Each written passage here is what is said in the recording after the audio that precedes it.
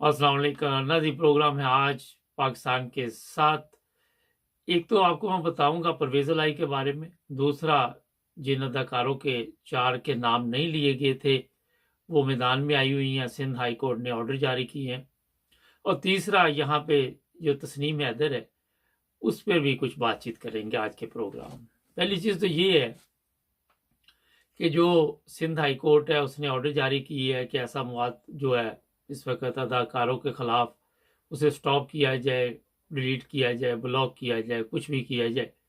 और साथ ही मैं ये सिंध हाई कोर्ट से दरख्वास्त करूँगा कि इंक्वायरी आप कर सकते हैं, वैसे भी जहाँ पे ये सब कुछ हुआ है आपके पास, या चीफ जस्टिस जो सुप्रीम कोर्ट का है उसके पास, या किसी और बंदे के पास ये इख्तियार है कि आप जाके वहाँ पे जहाँ पे इल्ज़ामात हैं कि ये सब कुछ होता रहा है और वीडियो बनती रही है, क्योंकि मैं कई दफ़ा उस जगह का नाम बता चुका हूँ, आपके इल्म में भी है। तो क्या वहाँ पे किसी में इतनी जुर्रत है, किसी में ये दम है कि आप वहाँ की इंक्वायरी कराएं, या आपका कोई चलो पुलिस वाला बता दे, आईजी बता दे, कोई बंदा बता दे। तो जनाब, ये मैं आपको बता दूं कि जहाँ आपकी हिम्मत जवाब दे जाती है वहाँ से वो काम शुरू होता है, और वहाँ जाना मेरा ख्याल है बड़ा मुश्किल क्या नामुमकिन काम है, वो बड़े पक्के बंदे हैं। अच्छा जी, तस्नीम हैदर जो है उसके बारे में काफ़ी चीज़ें चल रही सोशल मीडिया पे कि उसके पास उसने कोई वीडियो देखी है जो मरियम और नवाज के पास है। अब मुझे एक चीज़ की समझ नहीं आई, वैसे ही मैं सोच रहा था कि अगर उनके पास वीडियो हुई भी तो उन्होंने कोई पास रखनी है। उन पर अगर कत्ल का ये इल्ज़ाम लगा रहे हैं साहब बहादुर, तो वो वीडियो तो शायद मेरा डिलीट कर दी गई हो, उसका बिल्कुल इन्होंने वो कर दिया हो, और किस बार ये बता रहा है। और दूसरा ये था कि जब इसने वीडियो देखी थी तस्नीम हैदर ने और ये सब कुछ देखा था, उस वक्त इसे चाहिए था कि खामोशी के साथ जाके पुलिस को बताता, शायद इसका ज़मीर बाद में जागा हो। लेकिन ये शोर शराबा डालने से पहले आते ही प्रेस कॉन्फ्रेंस शुरू कर दी। ये काम अगर ये सब कुछ खामोशी से कर लेता और फिर मेरा हर कोई नताइज अच्छे निकल आते। जिसने भी जुर्म किया है सजा तो उसे मिलनी चाहिए, ये तो कहीं भी दो राय नहीं है। मगर मेरा ख्याल है कि जो मुलजिम है जिन पर ये इल्ज़ाम लगा रहा है वो काफ़ी शातिर है। उन्होंने कौन सा कोई पहला कत्ल किया। अब बताया जा रहा है कि उसे नंगा करके तशद्दुद किया गया अरशद शरीफ को, और ये चीज़ें सामने लाई जा रही हैं। आपके इल्म में है कि नवाज शरीफ के मतलब ये भी मशहूर था कि काफ़ी लोगों के कत्ल ये करवाता रहा है। शहबाज शरीफ भी आपको ये भी पता है कि छुप के तो जो करवाए वो तो करवाए, मॉडल रोड के तो सामने हुए, तो उनका कुछ नहीं आज तक हुआ। वजह ये है कि ये मजबूत माफिया है और इंटरनेशनल लेवल पे इनके बंदे काम करते हैं। कीनिया हो या और भी ममालिक इंग्लैंड में इसलिए डरते हैं कि एक भी सबूत इनके खिलाफ मिल गया तो फिर इनके लिए यहाँ ज़मीन तंग हो जाएगी। अब ये अरशद शरीफ के कत्ल में तो मुलव्वस हैं या नहीं है ये तो बात का मसला है, जैसे ही कुछ चीज़ें बाहर आएगी। उधर से इमरान खान का भी यही प्रॉब्लम है। तो ये जितने भी लोग बैठे हुए हैं, मैंने आपको कई दफ़ा बताया है कि इनका ठेका ये है कि आपने चक्कर देना बस, और चक्कर देते जाना है, चक्कर पर चक्कर, चक्कर पर चक्कर, और वो चक्कर दे रहे हैं।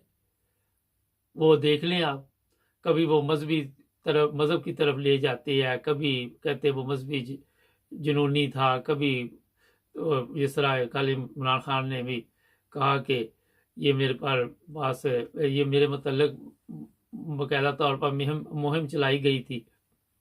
तो ये सब चीज़ें तो सबके सामने है, मगर इनको कानून के दायरे में लाना बड़ा मुश्किल है। जो इमरान खान है, और वो क्या करे बेचारा, वो चीफ जस्टिस जो है उसके ऊपर उम्मीद लगा के बैठा हुआ है। हालांकि चीफ जस्टिस जो हमारा है वो भी वहाँ की इंक्वायरी नहीं कर सकता जहाँ से ये ऑर्डर जारी हुए। जनरल बाजवा का नाम लिया जा रहा है। जनरल बाजवा ने ज़ाहिर 25 मई को भी मैंने कई दफ़ा खामोश बैठा रहा, उसके लिए एक कत्ल क्या, 2 कत्ल किया, उसके लिए पाकिस्तान की क्या अहमियत, जिसने पाकिस्तान की इज्जत और वक़ार का ख्याल नहीं रखा, जिसने अपनी दौलत बनाने के लिए पाकिस्तान का सौदा कर दिया, पाकिस्तान का बेड़ा गर्क कर गया, वो जाते हुए खुद ही। अच्छा, अब मुझे एक चीज़ समझ नहीं आई।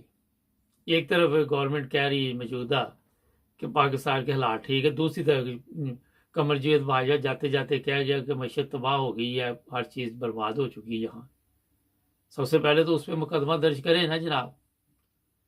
अपना जो भी लोग कमेटी में ये फैसले कर रहे हैं कि सोशल मीडिया पे जिन लोगों के खिलाफ आप मुकदमात के लिए रात दिन लगे हुए हैं, ये बाजवा साहब ने सबसे पहले बताया आके।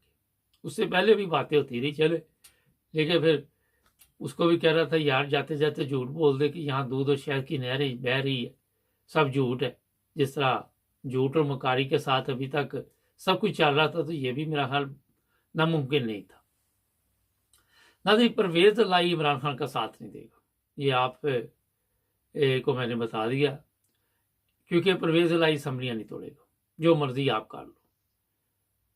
वो इसलिए कि परवेज लाई जो है वो जिनका बंदा है, ऑर्डर वहां से आने हैं, और इमरान खान अगर अपने लोग निकालेगा तो वो 25 मई वाला हिसाब फिर दोबारा पाकिस्तान में हो जाएगा, जब ये लोग बाहर निकलेंगे।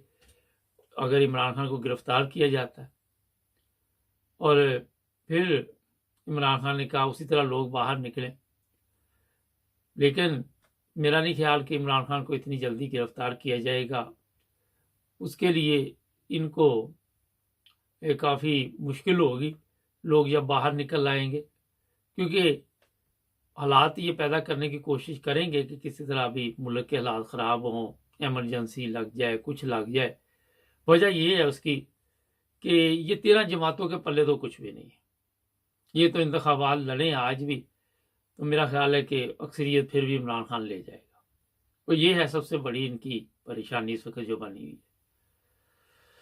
तो जनाब परवेज लाई के साथ इमरान खान चल तो रहा है मजबूरी के तहत, वो और कोई रास्ता नहीं इमरान खान के पास अभी तक, लेकिन लोग दावा कर रहे हैं कि इमरान खान अपने बंदे निकाल लेगा, और अपने बंदे जब ये निकालेगा तो वही बड़ा होगा कि एक एक बंदा आके सवाई असम्बली में इस्तीफे पेश करे और वही गेम दोबारा चलेगी, एक मुख्तसर सी अपोजिशन बना ली जाएगी। जिस तरह कौमी असम्बली में चल रहा है इसी तरह यहाँ पे भी चलता रहेगा, अपनी मर्जी के फैसले होते रहेंगे। पुलिस का सिस्टम पहले जो है उनके हाथ में, वफाक के हाथ में। डीपीओ की जो वीडियो चल रही है सोशल मीडिया पे और तस्वीर चल रही है, लोग लान तान कर रहे हैं। अब ये कोई दिलचस्पी नहीं नवाज शरीफ एंड कंपनी के लिए या शहबाज शरीफ एंड कंपनी के लिए या जरदारी एंड कंपनी के लिए। फजल रहमान वैसे ही बीमार, वो अपना बीमारी का बहाना बना के गायब हो चुका है। और इनके लिए जितने भी लोग हैं कि अगर वो डीपीओ अब ये पता क्या करेंगे, एक और गेम का डालेंगे, मेरे एकदम ख्याल है।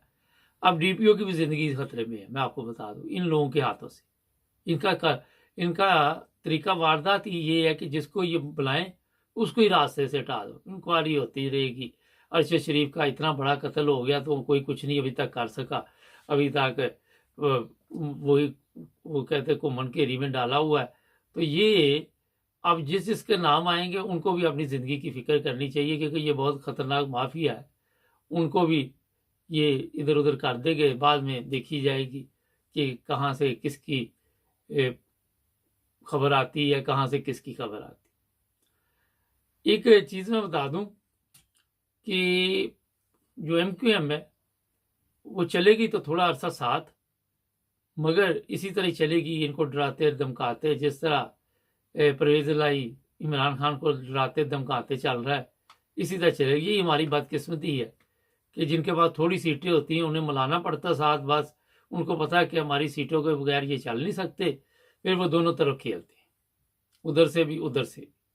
जिस तरह पाकिस्तान की पुलिस भी है ना, कि दोनों पार्टियों से पैसे लेके तो चलते रहते हैं, केस भी चलते रहते हैं। कई वकील भी ऐसे है, मुझे पता चला कि वो जिस पार्टी के वकील होते हैं दूसरी पार्टी उनको खरीद लेती है और अंदर से इसी तरह हालात चलते हैं, क्योंकि कोई भी आपके लिए मुखलस नहीं है, कोई भी आपका वफादार वहाँ कामी बंदा मिलेगा। तो ये 3 चीज़ें आपको मैंने बताई हैं आज के प्रोग्राम में। आप गौर कीजिएगा, आने वाले दिनों में क्या हालात होते हैं, मेरा ख्याल इसके मुताबिक ही होंगे। हमारे चैनल को सब्सक्राइब करें, जुड़े रहे हमारे साथ।